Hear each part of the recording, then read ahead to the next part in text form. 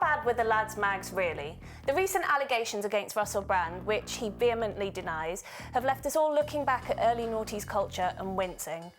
Of course, it wasn't just publications like Loaded, FHM, Nuts and Zoo. The whole media landscape was geared towards critiquing, objectifying or chastising women. Basically, as a young woman living in that time, you were being negged on an industrial scale. This was the era of Size Zero and Heat Magazine's Circle of Shame, and the worst part was that if you dared to object, you were branded a prude or a massive bore. But even if it wasn't just the lads' mags, they do remain the most potent symbol of those toxic times. So, how does someone who didn't experience them the first time around feel about them? Freya, you would have been how old in, say, 2005?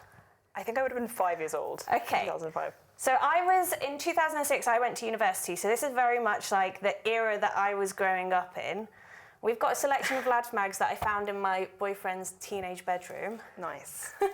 A lot of boobs here. There are a lot of boobs. I think that's basically the most obvious part. It's like, even though this is a load of magazines for men, it's all naked women. This is a bad one. Sexual harassment at work. Not getting enough? Question mark. And this is a job. This is a website that's listing jobs where you can go in there. So if you can't, maybe I don't know if it's people that supposedly want to be sexually harassed more or want to do more harassing, but I think oh my god, this is shocking. I mean, in terms of the kind of the humour that was around at the time, that's a really good example. But like, what jumps out at you most if you're looking through these? So I've got the context page open right now. Let's have a look.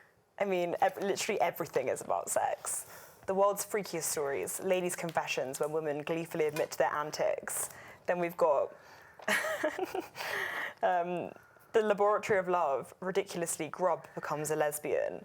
Oh my gosh, you would just never see this stuff today. Well, I don't maybe I'm reading the wrong magazines. Yeah, because I'm definitely used to seeing, I don't know, in a Daily Mail or a Sun headline, someone being commented on in a bikini, but I think like the sheer level of like sex that is in these so explicitly is really, really, every single page is about sex. I mean, yeah, the idea that everything was about sex was definitely just felt the whole time. I mean, I remember going out at university and you just knew you'd be groped on every night out, and it was kind of, you didn't really think about it. You were like, I know this is going to happen, and afterwards, after it happened, you'd be like, oh well, whatever. But it was just so standard, like every single night out you'd be groped multiple times, because men specifically, felt really entitled to your body and felt like they had felt it was just kind of fun and kind of, yeah, consent was just not anything that anyone talked about. And I think when you look at some of these kind of extreme, this one's about kind of hazardous extreme sex. Hazardous hump ahead. I mean, I feel like, bad things happen today, but I would hope that, people feel like they can they'd be shocked by someone groping them, right? Like, we saw with the World Cup it happened, but I know it was the Spanish reporter got groped on TV and everyone was really outraged, which that's progress, right?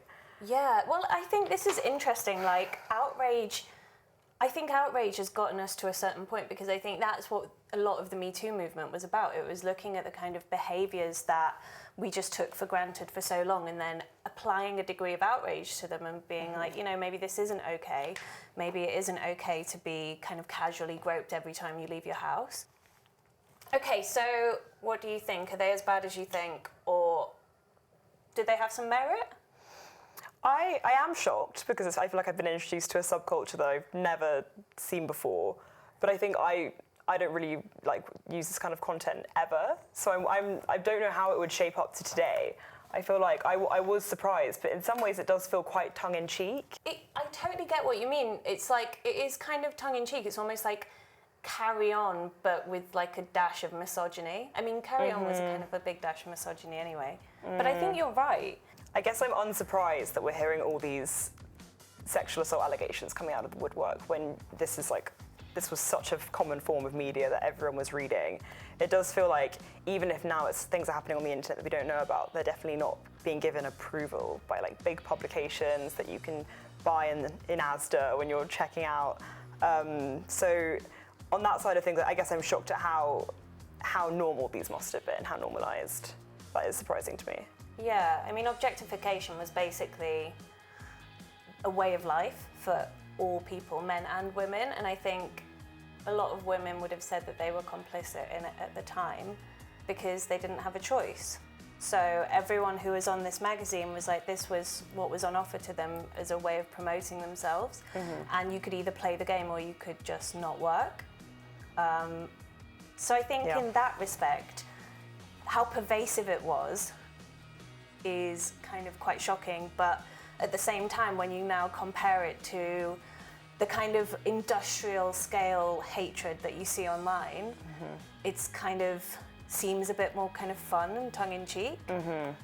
Yeah, well, thanks for introducing me to a crazy part of the noughties.